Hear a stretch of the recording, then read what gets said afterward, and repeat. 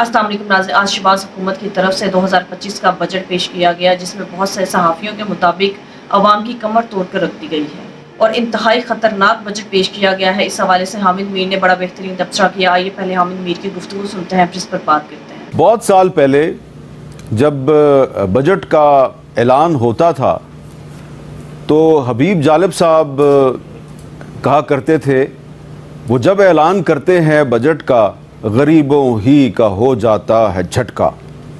तो जब भी बजट आता है तो जो गरीब लोग हैं उनको जालिब साहब का ये शेर ज़रूर याद आता है। पता नहीं इसकी क्या वजह है कि जो बजट है वो हमेशा गरीबों के लिए बुरी खबर बन के आता है।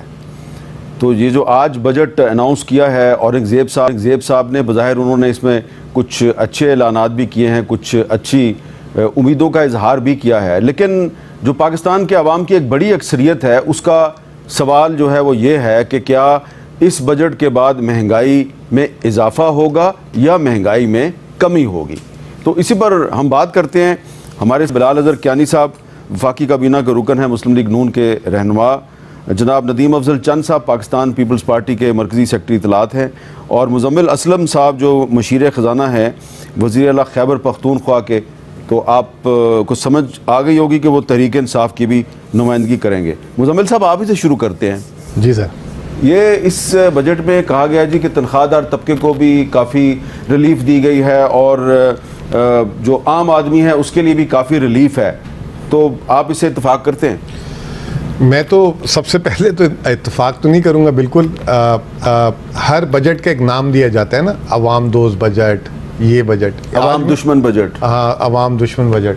तो आज मैं सोच रहा था कि हुकूमत कोई ना कोई नाम देगी बजट का, तो वो उन्होंने तो नाम दिया नहीं। तो फिर मुझे तकरीर सुनी थी, मैंने तकरीर पढ़ ली। तो उसके बाद जो मेरे जहन में जो इस बजट का नाम आया है वो आया है गरीब मुकाओ बजट। यानी कि गरीब ही मतलब ख़त्म हो जाए।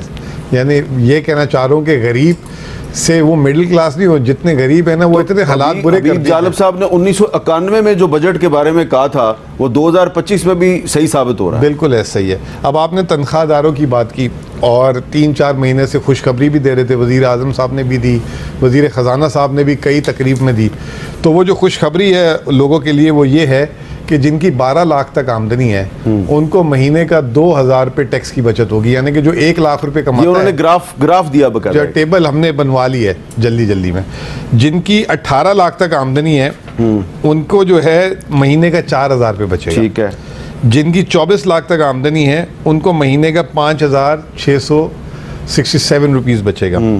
इस तरह करते करते जो सबसे बड़ा रिलीफ, जो यानी 30 लाख रुपए महीना कमाता है, उसको जो सबसे बड़ा रिलीफ है वो 16,888 रुपये।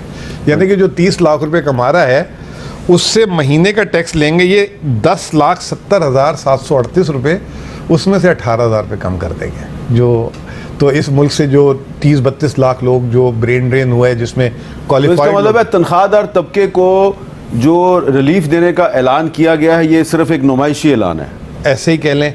और कसम पूरी करनी थी, जैसे कहते हैं ना, कसम खाई थी कि रिलीफ देंगे, तो अब वो छोटा हो बड़ा हो जैसा भी हो वो कसम पूरी कर ली गई। फिर उसके अलावा आपसे ये रिलीफ, चलो ये दे दिया, जो भी रिलीफ आपके सामने रख दिया। पेट्रोल पे जो है कार्बन टैक्स लगा दिए गए 2.5 रुपये लीटर इस साल, और अगले साल का भी पेशगी ऐलान कर दिया 5 रुपये लीटर। यानी तो पेट्रोल इससे महंगाई बढ़ेगी, पेट्रोल महंगा होगा तो ऑब्वियसली। फिर इसके बाद जो बिजली जो है उसका गर्दिशी कर्जा उतारने के लिए 1250 अरब रुपए कर्ज लिया जाएगा। उसकी जो सूद है उसकी अदायगी जो है हमारे बिजली के बिल के अंदर दल, और गर्दिशी कर्जों की अदायगी के लिए 10% सरचार्ज भी आयद किया। वही सरचार्ज 10% की हद हटा दी गई है, उससे ज़्यादा भी हो सकता है। अच्छा, तो वो जो है अब हमारे वो बिजली के बिलों में शामिल हो जाएगा। इसके अलावा जो एक आम आदमी जो एक 800 सीसी तक गाड़ी चलाता था उसका सेल्स टैक्स जो है 12% था, उसको भी 18% कर दिया गया है।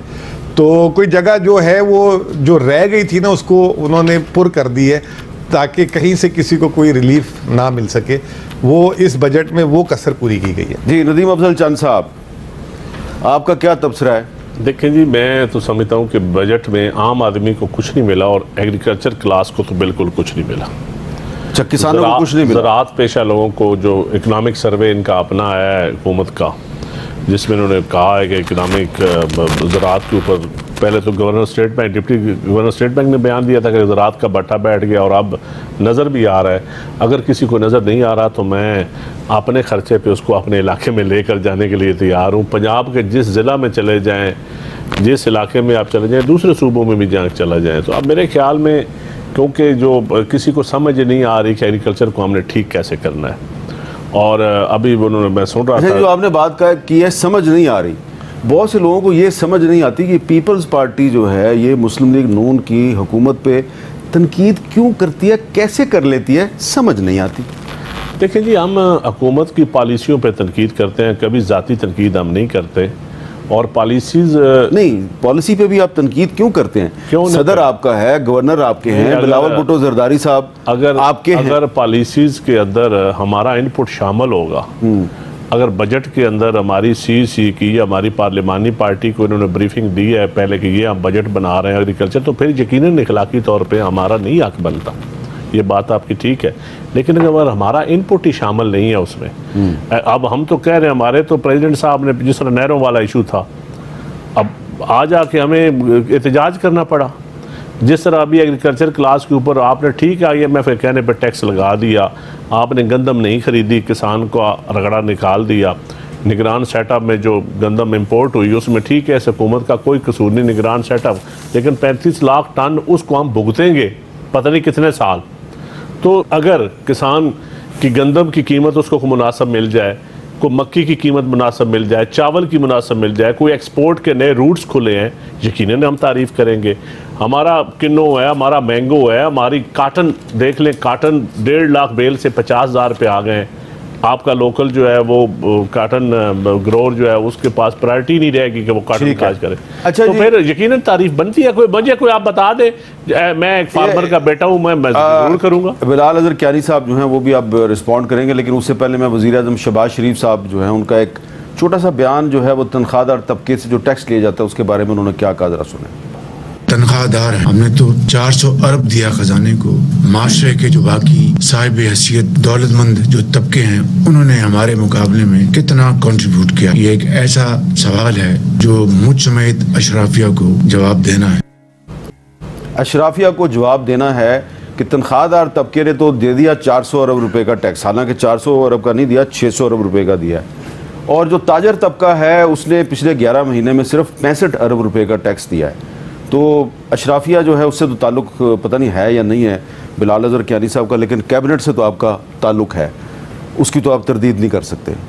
तो ये बताएं कि तनख्वाहदार तबके से तो टैक्स ले लिया और अभी भी एक नुमाइशी किस्म का रिलीफ उनको दे दिया गया है, लेकिन ये बताएं कि इस बजट में जो रिटेलर क्लास है, जो रिटेलर है, परचून फरोश है और ताजर तबका है, वो उससे टैक्स लेने के लिए आपने क्या इकदाम किए हैं? आप जब बात करें रिटेलर की, उसको इस साल हमने तकरीबन 190 अरब रुपए से डबल से ज़्यादा उसमें इजाफा किया। क्या ये काफ़ी है? हरगिज़ नहीं, मगर एक सिमत ज़रूर दुरुस्त। ठीक है, जहाँ तक सैलरी तबके की बात है, आपने बिल्कुल सही कहा। प्राइम मिनिस्टर साहब बार बार ये बात करते हैं कि हम ये समझते हैं कि ना सिर्फ वो अपना फेयर शेयर अदा करते हैं बल्कि उससे भी ज़्यादा वो अदा कर रहे हैं। इसीलिए इस साल हमने हर तबके को हमने उसमें कमी दी है। टैक्स स्लैब्स में आप देखेंगे कि चाहे वो महीने का 50,000 रुपये कमाने वाला हो, लाख रुपए कमाने वाला हो, 1.5-2 लाख कमाने वाला हो, हर तबके को टैक्स के अंदर कमी मैंने ये इसलिए बात की है कि मैं अभी नाम नहीं लेता, लेकिन मैं जो प्राइवेट सेक्टर का जो सैलरीड क्लास है ना उसकी तो बात ही नहीं कर रहा। उससे तो वैसे ही टैक्स नहीं लिया जाता, बल्कि उसकी तो जो इनकम है उस पर बाकायदा डकैती की जाती है। सरकारी मुलाजमीन, कौन से सरकारी मुलाजमीन? ग्रेड 18, 19, 20, 21 के। मैं जानता हूँ बड़े रिस्पेक्टेबल लोग हैं, उन्होंने अपनी फैमिलीज़ को पाकिस्तान से बाहर मुंतकिल कर दिया है और अब वो चाह रहे हैं, बल्कि कुछ चले भी गए हैं और कुछ कह रहे हैं छुट्टी लेके चले जाएं या कुछ रिज़ाइन करके चले जाएंगे, इस तनख्वाह में हमारा गुजारा नहीं होता। ग्रेड 19, 20, 21 के अफसरान और फैमिलीज़ को उन्होंने मुंतकिल कर दिया है। अभी मैं पिछले दिनों गया हुआ था कहीं बाहर, मैंने उनकी फैमिलीज़ को वहाँ पर देखा, मैंने कहा सारी फैमिलीज़ को नहीं ले आए हैं आप? उन्होंने कहा जी बस सोच रहे हैं कि पाकिस्तान रहना या नहीं रहना। तनख्वाहदार तबके के लिए पाकिस्तान में रहना मुश्किल कर दिया। जो नदीम अफजल चंद साहब हैं, जो कि आज उन्होंने एतराफ़ किया कि इनका मुस्लिम लीग नून के साथ एक रिटर्न एग्रीमेंट है और ये उनके इत्तेहादी हैं, लेकिन इसके बावजूद इस बजट की सपोर्ट करने के लिए उनको अल्फाज नहीं मिल रहे थे। इस पर मुस्लिम लीग नून की जो हुकूमत है उसको कुछ सोचना चाहिए कि ये पीपल्स पार्टी वाले जो हैं इनको ये बजट डिफेंड करने के लिए अल्फाज क्यों नहीं मिलते। नाज़रीन, इरशाद भट्टी, शहबाज गिल और जितने भी दीगर सहाफ़ी हैं, सब ने जो अवाम दुश्मन बजट पेश किया गया है इस हवाले से तबसरा किया और यही कहा गया कि वो लोग जो बजट बना रहे हैं उनका जो बजट पर बजट लगाया जा रहा है उनके साथ कोई ताल्लुक नहीं, और जिन लोगों के लिए बजट बनाया जा रहा है उनका बजट बनाने वालों के साथ कोई ताल्लुक नहीं। यानी एक तरफ वो लीड और इशराफिया क्लास है जिनका आम मिडिल क्लास अवाम के साथ कोई ताल्लुक नहीं है। उन्हें ना ही इस मुल्क की परवाह है और ना ही इस मुल्क की अवाम की पड़ी है, ना ही वो अवाम की मुश्किलात को समझते हैं और ना ही वो अवाम की जिंदगियों के बारे में कुछ जानते हैं। उन्हें अवाम की मुश्किलात का किसी भी तरह से किसी किस्म का अंदाजा नहीं है, ना ही उन्हें ये पता है कि अवाम किस मुश्किल दौर से गुजर रही है और किस तरह के हालात फेस कर रही है। वो एलीट और इशराफिया क्लास जिनकी अपनी औलादें बाहर के मुल्कों में बैठी हैं, वो इस मुल्क का बजट बना रही है। वो लोग जो अपना इलाज तक बाहर से करवाते हैं, जब इस मुल्क पर मुसल्लत होने का वक्त आता है उस वक्त ही वो लोग इस मुल्क में वापस आते हैं और इस अवाम का खून चूसते हैं। आज वही लोग इस मुल्क का बजट बना रहे हैं और अवाम की किस्मत का फैसला कर रहे हैं। नाज़रीन, मुख्तलिफ सहाफ़ियों के मुताबिक इस 2025 का बजट जो अवाम दुश्मन बजट पेश किया गया है, इस बजट में अवाम की मजीद कमर तोड़ दी गई है। अवाम पर मजीद टैक्स का बोझ डाल दिया गया है। जो भी तनख्वाहदार तबका है और गरीब तबका है रौंद कर रख दिया गया है और मजीद टैक्सेस की मद में उससे पैसा वसूला जाएगा। तनख्वाहदार तबके पर बड़े खतरनाक हद तक टैक्सेस लगा दिए गए हैं और अगर अवाम में से कोई भी पेट्रोल ऑनलाइन खरीदेगा तो उसे सही कीमत में मिलेगा और अगर कोई कैश पर खरीदेगा तो उसे 2 रुपए महंगा दिया जाएगा। नाज़रीन, आप खुद अंदाजा करें कि इस मुल्क की ज्यादातर अवाम अनपढ़ है, जो कि पढ़ना लिखना नहीं जानती, और वो लोग जो 40 से ऊपर हैं और जो गरीब हैं, यानी लोअर मिडिल क्लास तबका है जिनका सारी जिंदगी सिर्फ मजदूरी करते ही गुजरता है। उनको अपने लिए दाल रोटी पूरी करने के अलावा फुर्सत ही नहीं मिलती कि वो इस तरह के काम करें। तो वो कहाँ से इस तरह की टेक्नोलॉजीज का इस्तेमाल करना सीखेंगे कि उन्हें इस तरह के काम करने आ सके और वो ऑनलाइन पेमेंट्स करें और ऑनलाइन सिस्टम की तरफ आए। इस हुकूमत को चाहिए था कि इस तरह के सिस्टम्स लागू करने से पहले इन्हें चाहिए था कि अनपढ़ अवाम को इस तरह की ऑनलाइन पेमेंट्स करना सबसे पहले सिखाएं। अवाम को ट्रेनिंग देने के बाद ही हुकूमत को चाहिए था कि वो इस तरह की सिस्टम्स लागू करें। इसका फायदा तो सिर्फ और सिर्फ एलीट और इशराफिया और जो पढ़े लिखे लोग हैं उन्हें ही होगा। यानी जो लोग अमीर हैं और ऑलरेडी पेमेंट कर सकते हैं वही ऑनलाइन पेमेंट करके इससे फायदा उठा सकें। आम अवाम जो रिक्शा चलाने वाले हैं, मजदूरी करने वाले हैं या रेडी चलाने वाले हैं, उन्हें इसका क्या फायदा होगा। यानी जो लोग रिक्शा ड्राइवर हैं, मोटरसाइकिल चलाते हैं, वो लोग 2 रुपए ज्यादा फी लीटर पे करेंगे तो फिर ही उन्हें पेट्रोल मिलेगा। यानी महंगाई का बम इस वक्त सिर्फ लोअर मिडिल क्लास पर गिराया गया है और वो तबका जो दिहाड़ी करता है, दिन में सिर्फ पूरे दिन की कमाने के बाद ही वो रोटी खाता है। जिस तरह से अवाम पर महंगाई का बोझ डाला गया है, टैक्सेस का बोझ डाला गया है, ये बातें आहिस्ता आहिस्ता मजीद सामने आती रही। अब अवाम को इस बात का मजीद अंदाजा होगा कि किस किस्म की जालिम हुकूमत को हम पर मुसल्लत कर दिया गया है, जो अवाम की परचेजिंग पावर का भी ख्याल नहीं रख रही और अवाम में जो गरीब तबका है उनका बिल्कुल नहीं सोच रही, जिन्हें अवाम के मुताबिक बजट बनाने की बिल्कुल नहीं पड़ी, सिर्फ अपने मुताबिक बजट बनाने की पड़ी है। नाज़रीन, आप इस बारे में क्या राय है कॉमेंट में जरूर बताइएगा। अगली वीडियो में मिलते हैं, तब तक के लिए अल्लाह हाफ़िज़।